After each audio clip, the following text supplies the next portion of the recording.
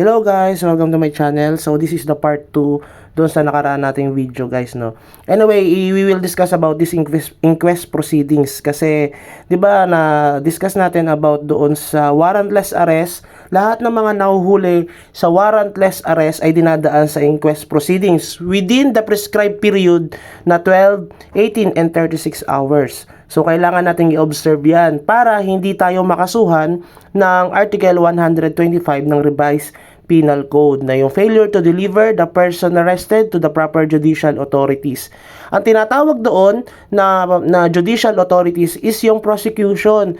So, tayo as a law enforcement agency, after we arrested a person who committed a crime na by the virtue of warrantless arrest, kailangan natin silang sampahan ng complaint. Yung complaint dadaan dito sa inquest proceedings na sinusunod natin yung reglementary period.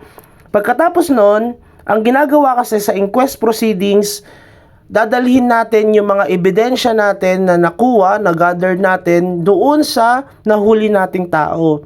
Kung by bus operation yan, kung ito ay nahuli natin by in flagrante delicto or hot pursuit operation and escape prisoners because of the evasion of sentence ng Article 157 ng Revised Penal Code, dadalhin natin sa prosecution for determining of probable cause. Yun kasi ang trabaho ng prosecution. Ang alamin kung meron bang probably na yung tao na nahuli ng isang law enforcement agency ay nakumit niya yung isang crime. Probably. Kaya nga probable cause. Ibig sabihin nun, pwedeng nagawa niya yung krimen na yon. Okay, kaya isinasampa ng mga law enforcement agency yung complaint laban doon sa tao. Maganda din ito dahil nga syempre sa prosecution malalaman natin agad by presenting of evidence ng mga humuli sa atin, yung hinuli natin na kriminal, kung sila ba talaga ay merong talagang nakomit na crime or pwedeng may nakomit silang crime. Syempre kapag kulang ang ebidensyang ipipresent ng law enforcement agency, syempre ang mangyayari, madidismiss yung kanilang complaint. Okay? So, dalawa lang ang dinedetermine nila ng prosecution, yung probable cause. Kapag na-determine ng prosecution na may probable cause, no, trabaho kasi nila ito, based sa ebidensya pinipresenta ng law enforcement agency, i-elevate nila yung complaint mo sa prosecution, ay sa korte, para magkaroon na ng proper trial. Okay? Idadaan nila sa korte or iakyat nila, elevate nila yung complaint laban sa iyo ng law enforcement agency doon sa court for proper trial. So, panibagong pillar na naman ang i-discuss natin sa susunod na topic natin. Ngayon, sir, paano naman kung na-determine ng prosecution na wala palang probable cause? Nakulang yung ebidensya na pinirsinta nila or malabnaw. Ibig sabihin nun, parang may pagdududa ang prosecution na yung taong nahuli ay nakomit niya yung crime. Ang sabi nila, automatically i-dismiss daw ng prosecution yung complaint laban doon sa tao. Mali yun, guys. The correct term is the prosecution na nag-determine ng probable cause at na-determine niya na walang probable cause yun, i-recommend niya ito. Remember this, i-recommend ng prosecution na nag-determine ng probable cause at wala siyang nakitang probable cause, i-recommend niya ito. Saan? Sa city or provincial prosecutor. Sa mas mataas sa kanya. Para saan yun? For the dismissal of the complaint. Okay? I-recommend niya lang, hindi siya yung magbibigay, mag-i-issue ng release order ng taong nahuli dahil walang authority yung prosecution. Ang may authority lang dyan ay yung mas mataas sa kanya, which is the city or provincial prosecutor. Ngayon, ang city or provincial prosecutor, sila ang mag-i-issue ng release order after ma-determine na wala talagang probable cause. Pero kapag na-determine ng prosecution na may probable cause doon sa isang complaint na nire-recommend ng prosecution, ang gagawin ng city or provincial prosecution, i-elevate ito sa trial, sa korte, para magkaroon ng proper trial doon sa isang kaso. Malinaw? So, hindi magdi-decide ang prosecution ng dismissal order doon sa tao. Ang magre-recommend dito, ang mag-i-issue nito ay yung city or provincial prosecutor, para maiwasan kasi dyan yung mga bayaran or yung corruption doon sa prosecution level, sa mas mababang level ng prosecution. Kaya yung city or provincial prosecutor, I think binibigyan sila ng 10 days period para i-review yung recommendation ng prosecutor nila. Tapos, kapag na-determine talagang walang laban, wala talagang probable cause na nangyari, i-dismiss ito, mag-i-issue ito ang city or provincial prosecutor ng release order para pakawalan ngayon yung taong nahuli. Okay, malinaw na yan guys ha.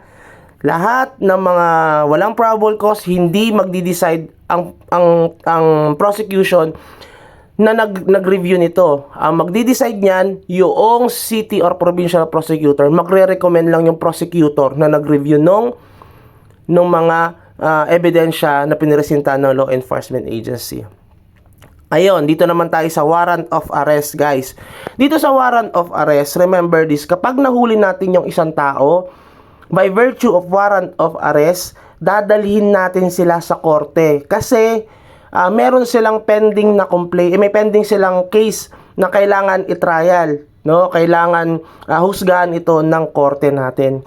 So dahil wala sila doon sa court or hindi sila hawak ng korte at ng law enforcement agency at kailangan nilang mag-appear doon para marinig nila yung kanilang yung judgment sa kanila at yung hearing kung paano ba ito nagkaroon ng decision ng korte or paano sila nag-promulgate, ay naglalabas ng warrant of arrest doon sa mga taong at large, escape detainee, and expired bail na mga tao na merong pending na kaso dito sa ating korte.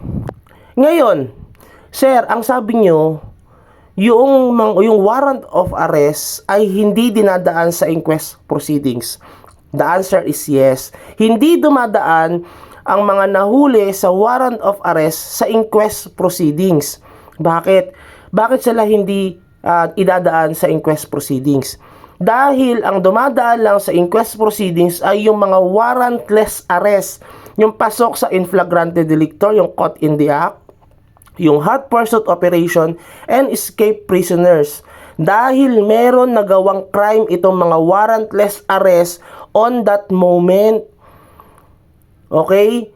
Kaya nga ino-observe yung reglementary period. Since then, itong warrant of arrest, kaya natin sila hinuli by virtue of warrant of arrest, hindi dahil sa panibagong crime na nakumit nila, kundi dahil doon sa crime na dating nakumit nila na nasa trial ngayon, na pending. Kaya sila hinuli dahil may pending case sila. Malinaw? The exemption is this. Dadaan lang yung mga taong nahuli by virtue of warrant of arrest. Ulitin ko ha, dadaan lang sa inquest proceedings yung mga taong nahuli by virtue of warrant of arrest kapag during the execution of warrant of arrest, nahuli natin yung tao, meron silang nakumit na panibagong crime, committed new crime during the warrant of arrest.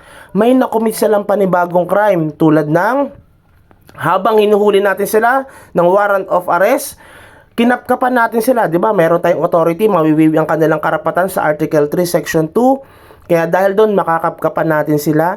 Nung kinapkapan natin sila, meron tayong nakuha na drugs. May nakuha tayong firearms, may nakuha tayong deadly weapon. Or nanlaban sila. Or sabihin natin na nasuntok nila yung humuhuling pulis or yung law enforcement agency. Ibig sabihin nito, may nakumit silang panibagong crime. Dahil doon, hinuli natin sila by virtue of warrant of arrest at dadalhin natin sila for inquest proceedings. Bakit? Dahil meron silang panibagong crime na nakumit. So, kailangan natin silang idaan sa proseso. Dadaan sila ngayon, kapag nag-commit sila ng panibagong crime, dadalhin natin sila sa prosecution na i-observe natin yung reglementary period na 12, 18 and 36 hours para saan? Sa inquest proceedings for filing of complaint doon sa panibagong nilang crime na nakumit during the execution of warrant of arrest. Meaning to say, meron silang pending case because of the warrant of arrest, yung dati nilang crime na nakumit, at panibagong complaint na kakaharapin dahil during the warrant of arrest, nakakumit sila ng panibagong crime. Kapag na-determine ngayon ng execution or na-determine ngayon ng prosecution doon sa inquest proceedings na meron silang nakumit na crime, yung mga taong hinuli by the warrant of arrest, magkakaroon ulit ng determining of probable cause. Pag na-determine ulit ang probable cause, iakyat ito sa trial. Kapag hindi na-determine ang probable cause, i-recommend sa city prosecutor for the dismissal of the complaint at i-release yung tao. Pero dahil dito sa warrant of arrest sila ay may previous case na nakabinbin sa trial court, hindi sila i-release. Dadalhin pa rin sila sa court para saan? Para doon sa pagdinig ng kanilang mga kaso. Dahil meron silang pending na case na dapat na harapin. Malinaw? Ibig sabihin nito, sa warrant of arrest, kapag nahuli ka dito at nakakumit ka ng panibagong crime, idadaan ka sa inquest proceedings at na-determine ng prosecution na wala ka talagang crime na nakumit during the execution of warrant of arrest, syempre, i-recommend ng dismissal of the complaint. Pero, hindi ka marirelease. Bakit? Dahil meron kang crime na dati pang dapat mong litisin doon sa korte. Unlike dito, sa warrantless arrest, nahuli ka, tapos na-determine na walang probable cause, ang gagawin ng prosecution, i-elevate sa city or provincial prosecutor at na-determine na talagang wala, mag-i-issue ng order of dismissal of the complaint and yung release order mo. Pakakawalan ka. Bakit? Wala ka naman pending na kaso eh. Unlike doon sa mga may warrant of arrest. Okay? So, ganyan lang yung ating senaryo dito sa criminal justice system, sa pag-ikot ng law enforcement agency and sa konting ng prosecution. Malinaw? So, next meeting or next video, ang gagawin naman natin yung second pillar, yung prosecution pillar. Yung aalamin natin yung tatlong trabaho or main work or function of the prosecution. Okay? So, yun lang and have a good day. Bye-bye!